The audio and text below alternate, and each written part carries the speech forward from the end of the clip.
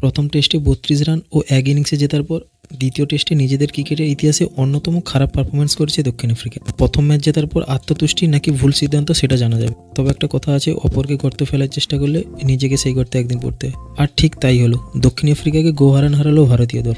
দ্বিতীয় টেস্টে ভারতের সামনে মাত্র ৭৯ রানের টার্গেট রাখতে বলল তারা, আর সেটা সহজেই করলো টিম ইন্ডিয়া। আর ১.৫ দিনে শেষ হলো ম্যাচ, আর ভারত জিতলো ৭ উইকেটে। কিন্তু এই ম্যাচে বোলাররা দাপট দেখিয়েছে। বন্ধুরা, ভিডিওটিতে ফটাফট দেখে নেব ভারত এই ম্যাচ কি করে জিতলো আর পুরো ম্যাচের হাল কেমন ছিল। দ্বিতীয় টেস্টটি কেপটাউনে হয় অনেকে আশা করছিল ম্যাচটা হয়তো ৫ দিনের হবে, কারণ বিগত কয়েকটা টেস্টের দিকে নজর দিলে দেখা যাবে ৫ দিনের টেস্ট এখন অনেক কমে গিয়েছে। ৩ দিনেই ফয়সালা হচ্ছে টেস্টের। ক্রিকেট এক্সপার্টরা মনে করছিলেন কেপটাউনের টেস্ট ৫ দিন যাবে, কিন্তু ৫ দিন তো দূরের কথা, ৩ দিনও গেল না, মাত্র ১.৫ দিনেই শেষ হলো ম্যাচ। প্রথম দিনেই খেলা হয়েছিল ২.৫খানা ইনিংস। দক্ষিণ আফ্রিকা ও ভারত দুই দলই তাদের প্রথম ইনিংস খেলে ফেলে প্রথম দিনেই, আর শেষ করে দক্ষিণ আফ্রিকা তাদের দ্বিতীয় ইনিংসের অর্ধেক খেলে দ্বিতীয় দিনে তারা খেলতে নামলো ৭ উইকেট হাতে নিয়ে। আর লাঞ্চের আগে বাকি ৭টা উইকেট ফেলে দিল ভারতীয় বোলাররা। প্রথম ম্যাচের পর দ্বিতীয় ম্যাচে সুবিধা পেয়েছিলেন পেসাররা।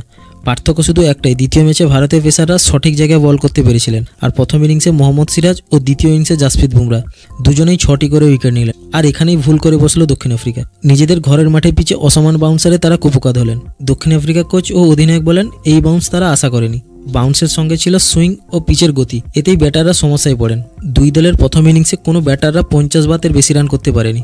দ্বিতীয় ইনিংসে দলকে টানতে এডেন মাকরম তিনি ১০৬ রানের দুর্দান্ত ইনিংস খেলেন, আর যার উপর ভর করে দক্ষিণ আফ্রিকা ১৭৬ রান করেন।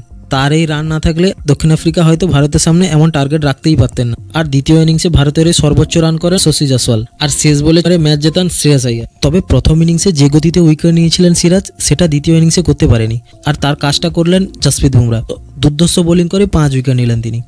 তবে এই পিচ যে এইরকম ব্যবহার করবে সেটা বুমরা নিজেও ভাবেননি। প্রথম দিনে ২৩টা উইকেট পড়ে, আর তিনি যখন দ্বিতীয় দিনে বল করতে নামেন, প্রথম দিনে তার অভিজ্ঞতাকে সঙ্গী করে ঠিক যে কারণে বুমরা দলের গুরুত্বপূর্ণ সদস্য সেটা তিনি প্রমাণ করেন। বিদেশের মাটিতে দাপট দেখালেন। ফার্স্ট ইনিংসে মোহাম্মদ সিরাজ ও দ্বিতীয় ইনিংসে জাসপ্রীত বুমরা দুজনেই দুটো ইনিংসে ৬টি করে উইকেট নিয়ে সাউথ আফ্রিকার কোমর ভেঙে দেয়। আর এই সিরিজের প্রথম ম্যাচে টিম ইন্ডিয়া যেভাবে হেরেছে সেটা সেকেন্ড ম্যাচে বুঝিয়ে দেয়। ভারত এখন কতটা বিধ্বংসী হয়ে খেলে বিদেশের মাটিতে তা বুঝিয়ে দিল।